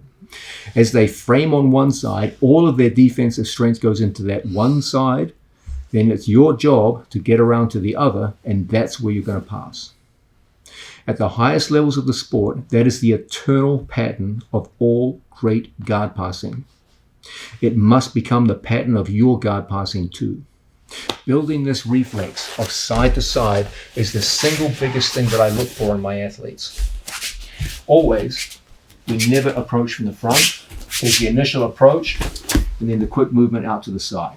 That necessitates a recovery phase on the part of my opponent. And as the recovery phase kicks in, then it's up to us to take advantage of now the weakness on the other side. Ultimately, who passes and who retains guard will come down to who performs that cycle better than the other. You must train yourself to outperform your opponents in this side-to-side pressure. People use the word pressure all the time with guard passing. Generally what they mean is downward or forward pressure, getting strong and tight to their opponent. But I tell you in all honesty, at the highest levels of jiu-jitsu, and also even at your level, working your way up through the ranks, the most important pressure isn't downward or forward. It's side to side. Make your opponent form a strong defensive frame on one side and consistently look to get to the other weakened side. And understand something. The stronger he gets on one side, the weaker he will become on the other. Once you understand that basic insight, you'll start passing a lot more people's guards. Now, let's talk about one of the central features of my approach to passing guard in general and how I apply this to the NAC method. Okay. The NAC model of guard passing, as we've already seen, is based on the idea of first of negation. You want to get some kind of positioning which negates your opponent's ability to attack you. That calms down your opponent and lets you focus on what you need to do to actually pass his guard rather than have to focus on defending yourself from what he's trying to do, attacking you. So that's the first phase, negation. That's when we enter into the second phase. Okay, congratulations, you've negated your opponent's attacks. Now you got to do something positive. You got to go out there and actually do something to pass his guard. You could just go straight to the guard passes.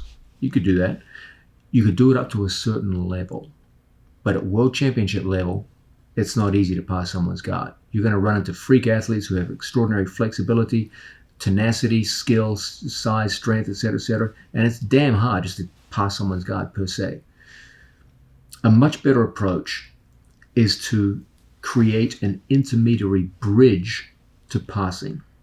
And this bridge is the notion of mechanical and tactical advantage positions. Understand something. Guard, by its very nature, is a neutral position.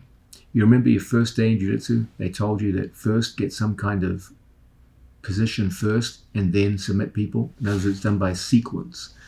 You got some kind of advantage, position, and then you went for a submission hold. I take the same philosophy and I apply it to guard passing. Guard passing is neutrality. Guard position is neutrality for both athletes. But in Jiu-Jitsu, we should always be looking for some kind of dominance, not neutrality. I apply this within the context of passing people's guards. So do many other people in the sport. The idea is I can put myself in positions where I gain tactical and mechanical advantage even when I haven't actually passed their guard. I use these certain small number of positions. I'll be elaborating on them very soon.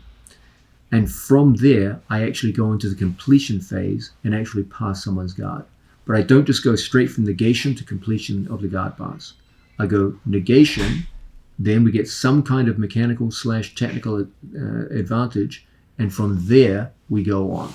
So what are these advantage positions? Do they exist? Are they positions where I have some kind of noticeable mechanical advantage which makes the job of completing a guard pass easier? The answer is yes. There are some clear positions in the sport which, if you can attain them, passing someone's guard is a hell of a lot easier than just going straight in on someone's legs and trying to pass from wherever you are. Okay, the worst things in the sport are situations where you just say, okay, I'm going to pass this guy's guard. And you go in against two legs and you get hammered. He's got good defensive legs and you feel like you're fighting your arms against his legs. That's a tough thing to do. However, there are a small subset of positions in the sport where you haven't technically passed your opponent's guard, but you put him into such a bad mechanical position that the act of passing which comes next is relatively easy. A good common sense example. If I get underneath my training partner's two legs into a commonly seen position, like so, I refer to this as a scoop guard pass because my arm is scooped underneath my training partner's legs and we're holding in here. Your opponent can still put up a lot of resistance in this position. And you go with a talented opponent on bottom, just because you get this position is no guarantee you're going to pass anybody's guard. But what if I took him further into a position we often refer to as the plow position, where I take my training partner's two big toes and I make them touch the mat. The moment my training partner is put into the plow position, I'm going to say to you that all things being equal, you should be able to pass someone's guard your own size and skill level from a start like this. There's literally nothing Mateus can do that is offensive from this position. He is now 100% defensive. And so I can absolutely focus now on just passing his guard. I don't have to worry about arm bars, triangles, none of that. Okay, there's literally nothing he can do here. I have the option of passing to my opponent's back if he exposes his back, and I have the option of passing to my training partner's chest if I clear his legs out of my path. Okay, I challenge the person on bottom to do anything offensive out of this situation. There's really nothing you can do. And passing the guard, finishing passing the guard from here is going to be a relatively simple task compared with finishing the guard pass from, say, down here, where there's still a lot of resistance I have to get through. Okay, so that would be one example of an advantage position that if I can get to it, I'm going to find the task of completing the guard pass much, much easier. I have a small set of these advantage positions and I keep them in my mind's eye as I'm in a guard passing situation with my opponent. And I'm constantly looking to maneuver my opponent into this small set of guard passing positions. So if I get underneath my training partner's two legs, you can be certain that one of those positions will always be the plow position, like so. And from here, guard passing will generally be a pretty easy task. Okay. Another one would be cross knee cut, knee on the floor. Here, with my knee off the mat, there's still quite a bit my opponent can do in terms of using De La Riva hooks, inverting underneath me, all kinds of things. But if I were able to clear that De La Riva hook, and then from this position, get my knee down to the mat, the moment my knee touches the floor in this position, it wedges his hips in place. So when he tries to move left and right with his hips, it's awfully, awfully difficult. And it's relatively simple for me now to bring his arm up in ways where we can solidify a simple guard pass with a pivot, step, and move around our training partner's legs. On the other side, we can do similar things by pinning my training partner's knee down and putting my chest between my training partner's knees. This too would be a fine example of an advantage position. If Mateus tries to use his legs in any kind of meaningful fashion from in here, it's incredibly difficult because my chest occupies the space between his knees. One of his legs is well pinned and the space between his knees is completely dominated. This creates a highway in between my training partner's knees through which many forms of guard pass will now be relatively easy. So this too would be a clear example of an advantage position. Another classic advantage position would occur in a Toreando type situation. If I have grips on my training partner, he has cuff grips and I have pant grips, and his feet are locked into either my biceps or my legs, I don't really have any kind of serious advantage over my opponent, okay? But if I were able to clear my training partner's feet out of my body like so his feet were suspended in midair, I now have a massive mobility advantage over my opponent. When he tries to hold me in situations like this, I move so much faster than him in a standing position than him flat on his back that you'll have an enormous mobility advantage. If he's connected to me, wherever I move, make a strong body, wherever I move, he's connected to me. And my mobility is meaningless. I can't use my mobility because wherever I move, he's connected to me. But if I break the connection of his feet to my body, like so, now the mobility advantage kicks in. And this would be another classic example of an advantage position. The NAC model is built around the idea of first negating your opponent's attempts to attack you. Once the negation has occurred, then it's all about finding these small set of advantage positions from where your opponent has some kind of mechanical or tactical disadvantage, which will make maintaining his guard a very difficult prospect. My whole game is step number 1, negate his game. Step number 2, maneuver my opponent over time into one or more of these tactical advantageous positions, and then finally from there go into the third and final phase of completing the guard pass. This 3-step methodology of guard passing is, in my opinion, the single most effective way to coach athletes to get them in the good habits required to pass guards at all levels of the sport. You see this all the way up to world championship level. The best guard passers in the sport today all use variations of this general method. Step number 1, go in and negate your opponent's ability to attack you. Step number 2, find some position within your opponent's guard. You haven't passed yet, within the guard, where you gain some kind of definite tactical or mechanical advantage. And then once you've gained that advantage, use the reduction in your opponent's physical ability to move and to be effective in the bottom position to actually complete the pass.